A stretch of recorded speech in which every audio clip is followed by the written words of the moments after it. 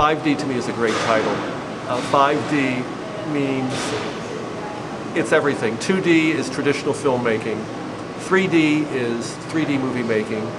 4D is something that will be better than 3D.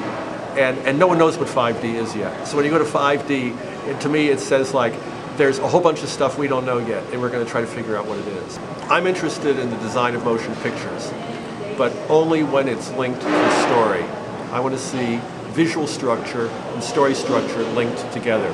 My goal is to explain visual structure in a way that you can look at a story and say, I see how these two have to mesh together. I see the way the visual structure has to support the story. That's the only purpose of the visual structure, is to tell the story. And it must be linked to the story. So you have to understand the story, and then you can do the visuals. The great thing about the last 2 years in motion pictures, in visual technology, is that you have the ability to truly do anything you want. Before it was like, well, we can almost do anything you want. We can try to do anything you want. There really aren't any limitations. There's no gap between animation, video games, live action. They're all the same thing now. You can do anything you want in any of them.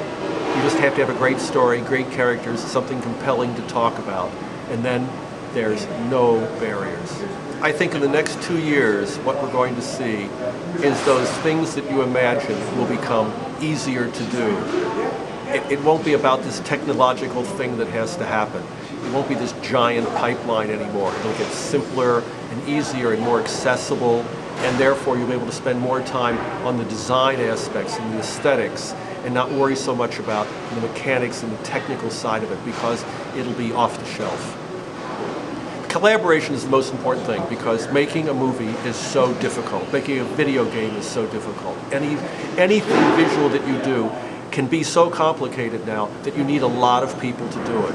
And so it's bringing those people together and getting those ideas out into the open, spitballing it around, thinking of other things, because every time you get that group together, the walls get bigger, the envelope gets larger, and that's critical, or everything's going to look the same.